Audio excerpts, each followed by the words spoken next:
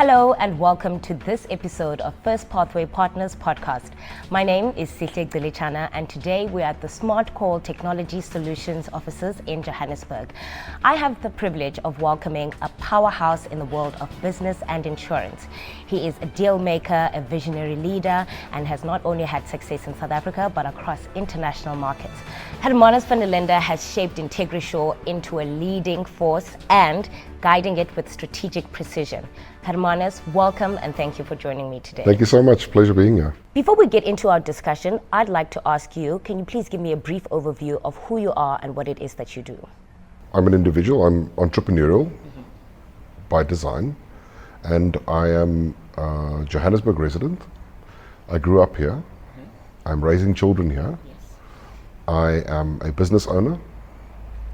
I am an investor, and I am a very keen supporter of FPP for good reason. Yes.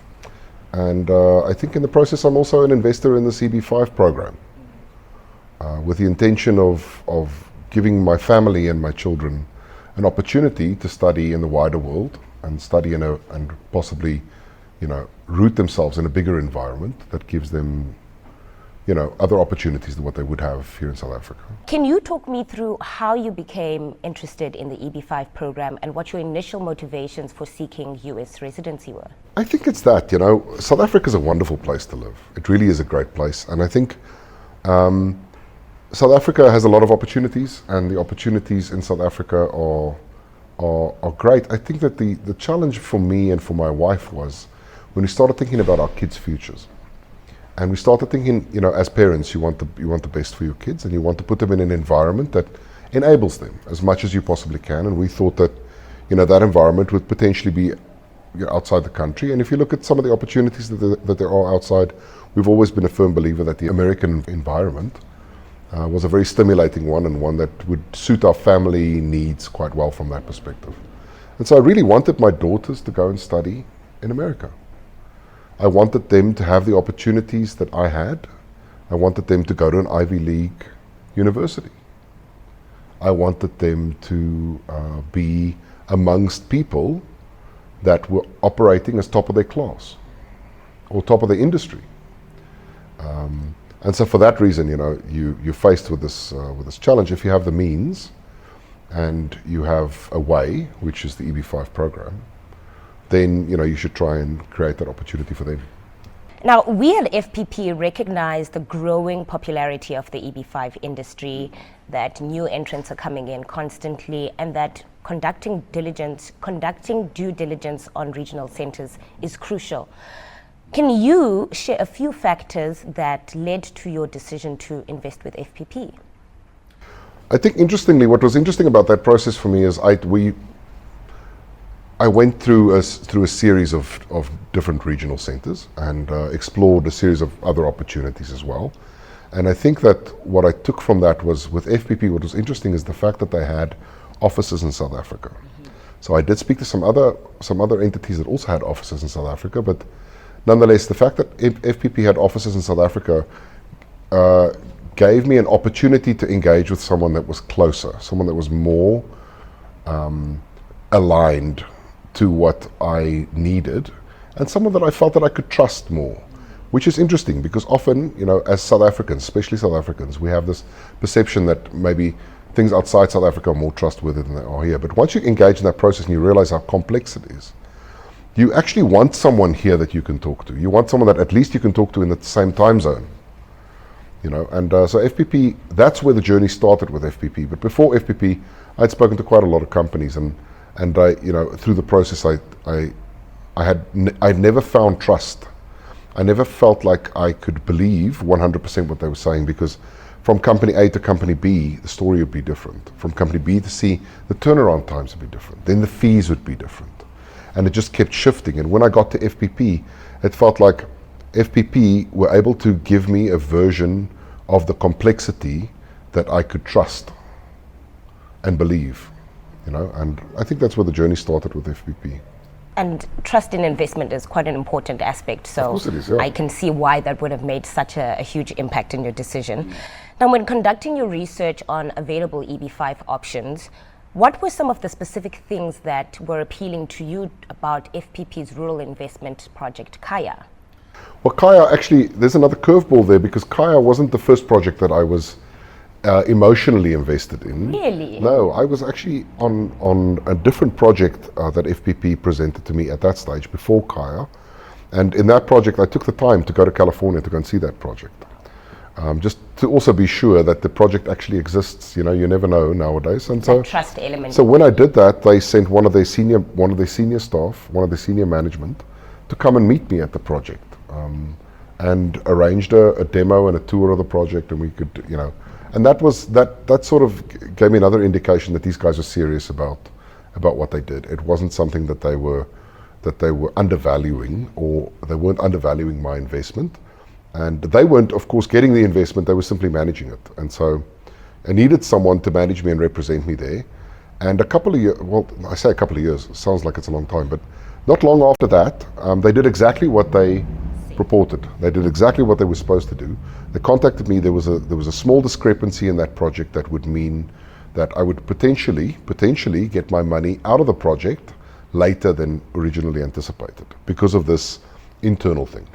And before I invested my money there, they advised me on that. And we decided to move to the Kaya project, which is a great project. It's rural, it ticks all the boxes. It really is a fantastic project. But FPP did their job of advising me in the process. If they didn't do that, I might have been stuck in a project, not stuck, the projects are all doing what they're supposed to do, but I might have been stuck there without being able to get my money out for another 12 months. And investment timelines are quite important in the EB5 no, especially program. Because you're not getting much of a return. So you're not getting a big return. That's part of what you sacrifice to be able to be in this program. That's the reason in the value chain why they want the money. It's because it's cheap. And so if you're not going to be getting a great return, you don't want to sit in that investment longer than you need to. And FPP understand that. And you know, as we're speaking about what FPP understands, something else that we know is that we've always been directly involved in setting industry standards. And to that effect, you knew you could trust us to ensure your family's seamless transition to US residency through investment. But can you actually talk me through what the investment process was like for you, Hermanus? The investment process is complex and it's emotional. It's quite an emotional process. Not only the investment process, but you know, there are a lot of things in that process, in that chain that you're not aware of. You need a lot of different advisors. You need tax advice, for example. We had to get tax advice on some of the things. You have potentially, like, you know, a lot of business owners like myself. You have money, but money's in a business, it's in an investment process at the moment, and you have to get that money out of that investment process to invest it into this project. There are processes by which you take money out of the country, and you need advice on all of that. And FPP were wonderful in terms of supporting me in that process. And I think, you know, there are so many elements, so many steps there that are very important, and that you'll unpack. And FPP are excellent at helping you understand what advice you need where. You need, for example, you need a wealth or a investment advisor. Because if you're in this process of immigrating, investment advice is not something that you could do yourself, because it's quite an emotional decision. And already when you're working with emotions, you don't want to work with your own money. And so you need somebody that does that. I have a guy, Niels Brink, he's the absolute best there is in South Africa. And he taught me that. He taught me that, you know, good wealth advisors, they don't manage their own money because they're too emotionally connected to it. And so absolutely incredible advice. And I think you need a lot of that. And FPP are very well positioned to put you in contact with experts. You know, all the people that they recommend really are people that you could trust. And that's fantastic to hear, that you have someone or some people with you on this journey, as you say, that is complex. Now, where are you in the process in terms of progress towards obtaining your US residency? We're currently waiting for the USCIS to give us feedback. So we're completely submitted and committed to the project. And I think, you know, not only that, everybody in the family now understands what the process is that we're going to be taking. When this happens, it is a lengthy process, you know, as with as with anything, you'd expect it to be a lengthy process. And it's an even longer process because so much of it are things that you, as an individual, have to figure out that you don't even know what those things are. And so you know, again, you need people to help you, to advise you on those things, because so much of the time is eaten by you figuring out, you know, how you're going to get the money across. Right, just the individual aspect of it. Yes, and you're figuring out what project you want to invest in. And in the meanwhile, if you're talking to regional centers that are lying to you about turnaround times and about expectations and about their performance, and, you know, then that makes it infinitely too complex a process. Indeed, indeed. And I think I want to bring it back more to the emotional side, because you are embarking on this journey with your family, and I wanted to ask if you can share reflections on how this process has been beneficial, not only to yourself but to your family as well. Yeah, it really is a difficult process to go through with a family. I have 3 daughters, as I said. My wife, myself, and my 3 daughters will be the ones embarking on this adventure. Yes. And you really have to see it as an adventure, and you have to get everybody to see it as an adventure, because South Africa is a wonderful place to live. It really is a wonderful place to live. And so, you know, why leave? And the decision is much bigger than just the next 10 or 15 years opportunities in South Africa.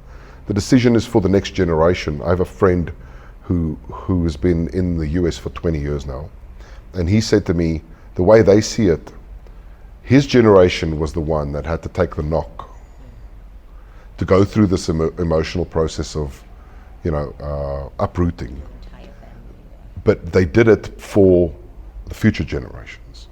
And so that was how he framed it. And so anyway, so I think the process is, you know, my daughter, she's 13. I was about to ask, how old are they? Yeah, they're 13, 11, and 4.